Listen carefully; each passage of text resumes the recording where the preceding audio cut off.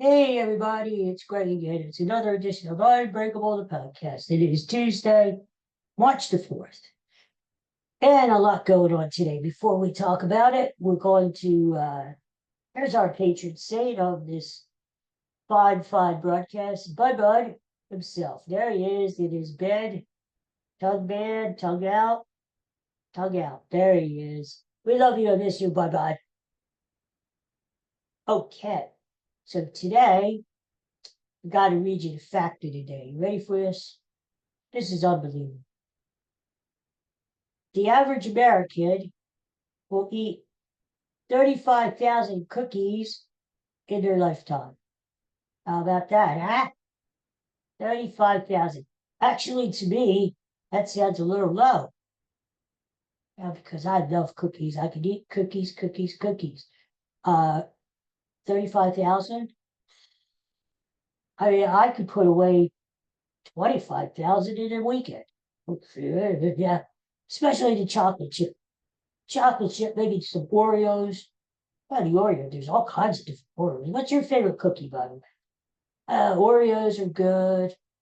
I like the tradition. But you got the vanilla Oreo, Are you the kind of person that takes the cookie off and licks the cream out of there, and it's the cookie back. Chocolate chips are good. Oatmeal raisin are good. Uh, you know, Cookies are cookies, right? So 35,000 in a lifetime, I could do it. I could do it. I probably have done. As old as I am, 118 years old. What the hell? Speaking about old, the Pope. God bless him.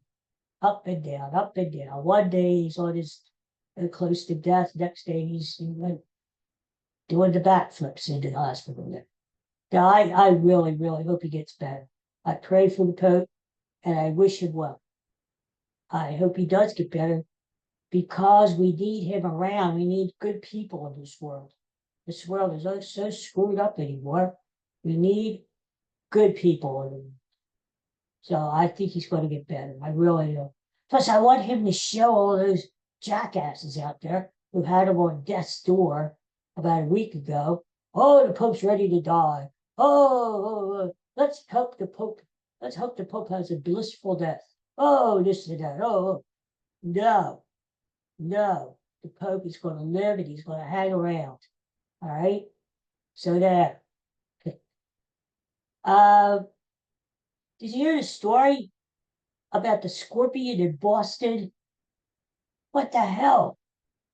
This lady was in Boston, landed in Boston airport, had a trip vacation to Mexico, came back. By the way, did you hear what the weather report is in Mexico? Chile today and hot tamale. Hot tamale. Anyway, I had to throw came back from Mexico, get her luggage at the wheel, whatever. And all of a sudden, she's stung on the finger by a scorpion, a live scorpion. What the hell? She probably brought it back with her for medical, and maybe it was hiding in the bag, and it somehow got out and stuff. Oh my God! Well, luckily, it hurts like hell, but it's her life is not in jeopardy. She is going to be okay after 48 hours of agonizing pain. But the worst part about it is they have no idea where the scorpion is. It could be in the airport. It could have gotten into somebody else's bags. Imagine that. Coming home. Honey, wasn't that a great vacation in Mexico? Unzip the suitcase. Out pops a scorpion eating your face off. So, all these jackasses up there are saying, oh, it's okay. Scorpions are live in the desert. They're not used to cold air. They're up here in Boston and they won't live very long. Duh. Hello? McFly. Hello? Anybody there? The scorpion is in the freaking airport or in somebody's back. You don't think the scorpion's going to walk outside and follow somebody out the door?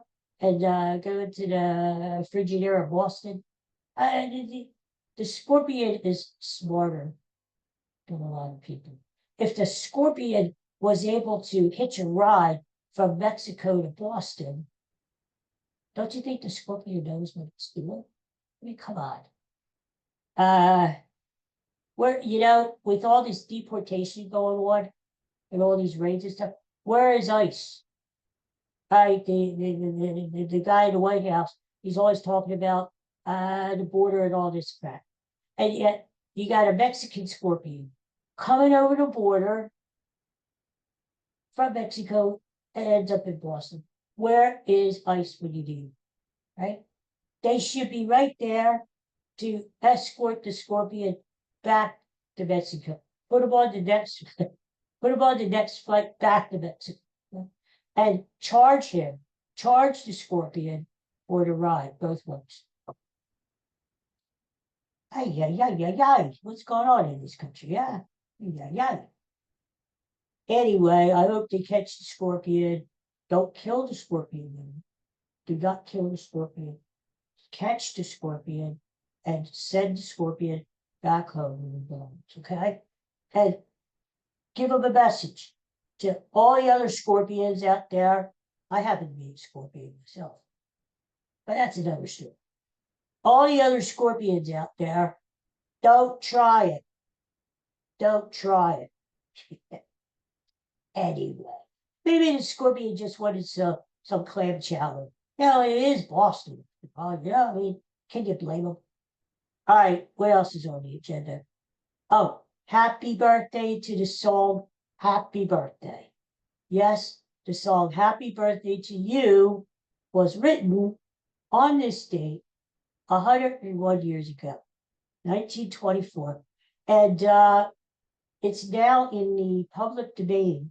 So you could sing Happy Birthday and not have to pay the writers.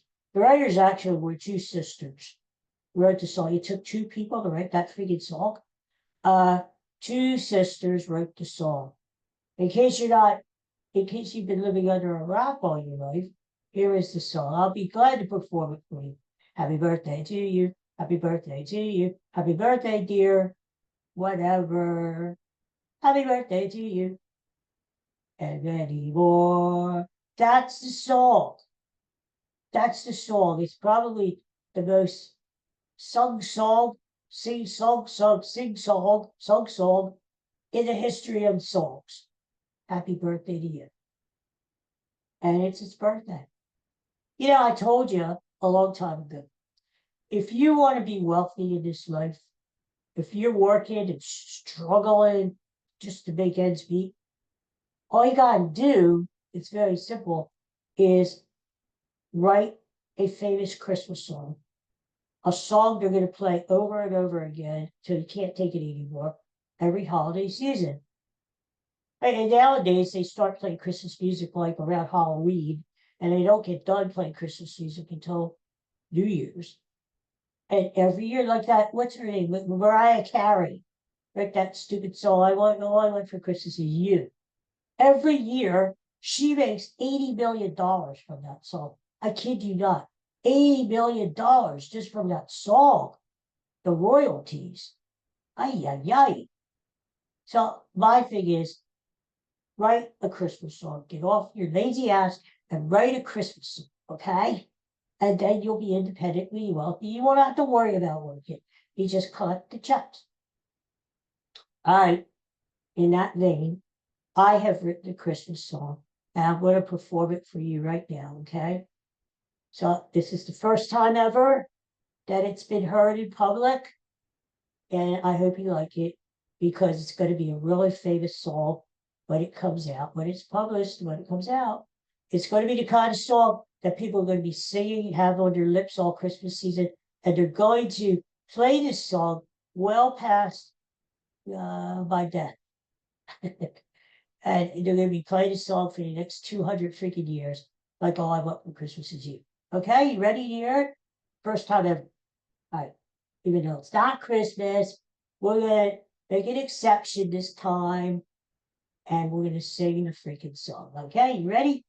Turn your speakers up for this. And get ready to hear this. This is good. My new Christmas song. Merry Christmas to you. Merry Christmas to you. Merry Christmas, everybody. Or you can insert a ding. Merry Christmas to you. And any more. Well, there it is. There's the song. So, it's going to be a hit. It's going to be, everybody's going to be singing it. So, and I'm going to be welcome. So, here we go. It's the type of song you can interchange. You can change it like different holidays. That's what makes it good. It's very flexible. So let's say it's Valentine's Day. You could use it. Just take the Christmas part out, because it's not Christmas, it's Valentine's Day, and put the Valentine's Day in. So here we go, right? Happy Valentine's Day to you. Happy Valentine's Day to you. Happy Valentine's Day to dear. Whatever. Happy Valentine's Day to you. And anymore. Okay, so that's it. See?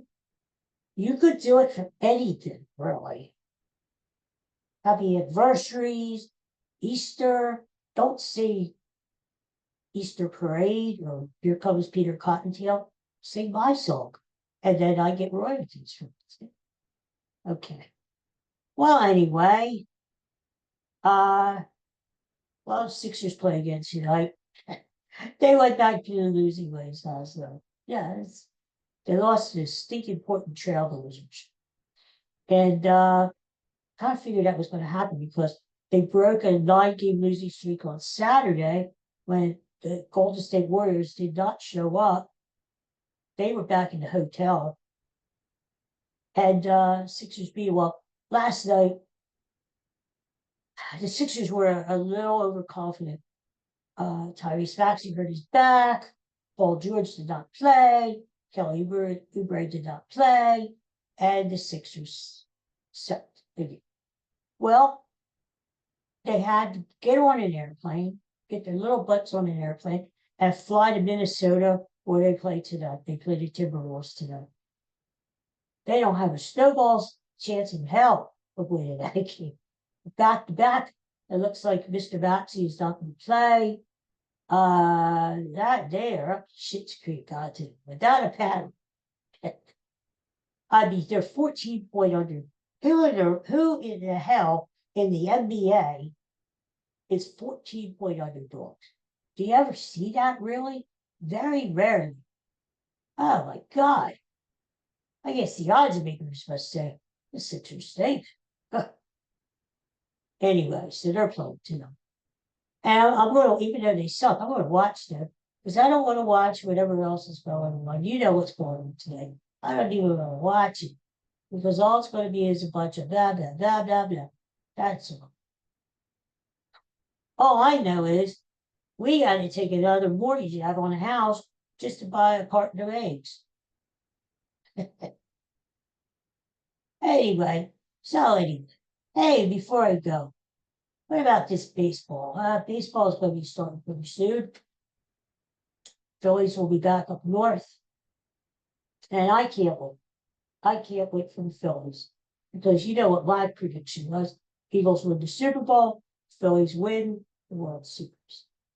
So shall it be. So shall it be done.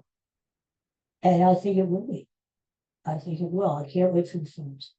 So let's talk about the division, one division in baseball. I said every day we're going to talk a division. I'm going to give you my thoughts, right? Let's start with the Phillies division. Let's start with the National League East. Well, not because I'm just wearing Phillies gear. I'm filling up all over the place. I think the Phillies are going to win the division again. Why do I say that? Because the Phillies have the best pitching in the division.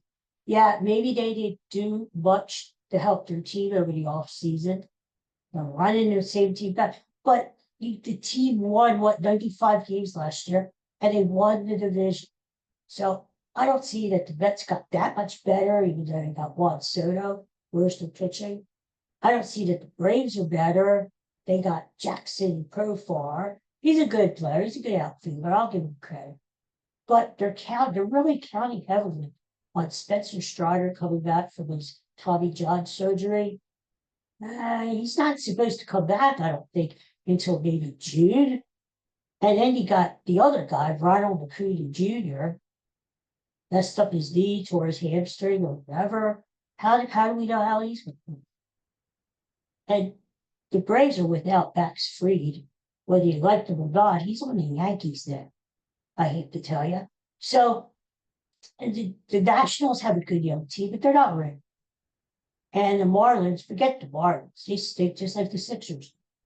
So who's going to contend with the Phillies? The Phillies are going to take the National League East again. And if you like the Phillies, now it's the time to jump on them because their odds are second in the division. If Las Vegas is actually predicting the Braves are going to win the division, well, Las Vegas can go to hell. Now, the Braves will have a good team like they usually do. But they're just not going to win the division. And even if they do, once they get into the playoffs, they suck. They always they choke. The Braves are chokers. They get into the playoffs and they choke like dogs. Geez, I'm glad Coco and Katie are here right now. But they do. They suck. And just because the Mets got to the National Championship Series, oh, the Mets don't stink. Yes, they do. The Mets stink. So I like the Phillies to win that division. So my prediction is Phillies 1, Braves 2, Mets 3, Nationals 4, Marlins 5. That's the way it's going to go. There you go. Take it to the bank. Daddy tells you. So anyway, we'll talk more baseball tomorrow as it gets closer. And I guess that's about it for today. That's enough, isn't it? That's enough. Oh, geez. So, before I go, little personal news again. Little personal news. No, it has nothing to do with my bowels. They're working. They're fine. 2 more short stories were accepted. 2 more. That makes 6. 6 short stories. That's hard to say. 6 short stories are going to be published out of the collection. And most of them pretty soon. I don't have dates yet. The only one I have a date on is May the 12th. Piker Press, the famous Piker Press. I'm really hard fit. They're going to publish my story called Waiting for Her. Oh, and the rest, I don't know. Although the one story I wrote called Passing Time, not Passing Gas, Passing Time, is going to be published next March 2026. That's how far ahead they're thinking. So the other 3, I'm waiting for dates. I'll let you know. If you go to hackwriters.com, you could read my story called Crossing Abbey Road, which is getting a lot of nice buzz, and you can actually read it there. So there you go. Time marches. So everybody have a great day, huh? Hey, don't forget it's Frostout Day. It's Donut Day. Tomorrow is supposed to be no, not supposed to be. It is Ash Wednesday. Well, today they were supposed to do all the Mardi Gras stuff down in New Orleans. They were going to do the parades and the beads and people exposing themselves. But the thing of it is, they're having big, big, bad storms there. And we're supposed to get those storms tomorrow. Hopefully not as severe. But they are having storms down in Louisiana today. So some of those activities down there may be curtailed. Or at least, if not postponed, rescheduled or whatever. So, yeah, but today celebrate. I already had a donut. I already had a donut, a glazed donut, and it was good. Yeah, I'm still on the diet because I want to live. I want to live. But I'm still on the diet. But it's Fastnacht Day. Fastnacht Day. So I said, it's Fastnacht Day. So I'm going to have a donut, and I had a glazed donut. So there we go. But it is. But when my dear Bob was loving, she'd always get donuts with this. because this is the day that you feed your face with donuts and feed your face with goodies. Because as a kid, we had to give up something for Lent. Lent starts tomorrow, 40 days until Easter. And so we always had to give up like candy, which is what that do anyway. Something that you like, you give up. That's your sacrifice for Lent. And I always tried to give up something I didn't, like broccoli. Yeah, there's no skin off my nose. I don't eat broccoli for 40 days. No, I don't eat it anyway. But, so today's the day you can have your donuts and you can, have your bags and bags and bags of Doritos. And then tomorrow, you gotta fast, you gotta go on a diet, because if you don't do it, God's going to be after you. And during Lent, every Friday, you don't eat meat. Now, the Catholic Church has relaxed that over the years. Before it was a mortal sin to go to hell and burn and die. Well, you're already dead if you're in hell. What the hell? What the hell? Anyway, if you ate meat on Friday, that wasn't good. So, but that's the day we had alternatives, the good old days. We had pizza, we had macaroni and cheese, we had pierogies, we had something other than meat. You could think of a lot of things. Tuna fish sandwiches, tuna fish hoagies. Those are good. So it was actually a good day. But if you eat meat on Fridays, even now, you're damned. You're doomed to the eternal flames, eternal damnation. Yeah. So, but nowadays, especially, you don't eat meat at all on Good Friday. That's the day you really, really, really, really, really, really, really, really need to abstain. And you don't even get obsolation from me. I can't write you a note for that. I'm not in control of that stuff. So you're going to have to stay away from me, at least on Good Friday. I think you can sacrifice that, huh? What the hell? You have to have your pork chops on Good Friday? No, you don't need that. Stay away from me on Good Friday. Okay, that's enough of the lecture. We've had enough lectures in our life over the last week. Huh? Get it? You know what I'm trying to say? We've had enough lectures in our life. All right, then. So that's it for today. Thanks for tuning in, whether it be watching me. I've noticed the last week or so, nobody's watching me. But that's okay. Hopefully you're listening to me. And if you're not, it's okay too, because I'm talking to myself. But the good thing is, all these shows go back into the vault. So if you missed me now, you could catch up later. Like one of these reality TV shows, the Housewives of Beverly Hills, the Beverly Hillbillies, whatever. You watch it later, right? That's the same thing here. You watch me later. And the good thing is, when I'm dead and gone, you could go back these 513 episodes, or how many I'm recording, and watch me again and again and again. It keeps me alive. All right, everybody, enough of this. I'll see you tomorrow. Huh? Peace and love to you. Have a good day. Take care. Bye for now. Go eat a donut. Fast.